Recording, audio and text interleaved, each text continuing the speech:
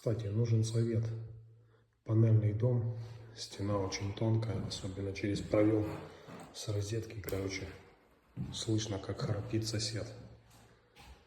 Хочу ее обесшумить.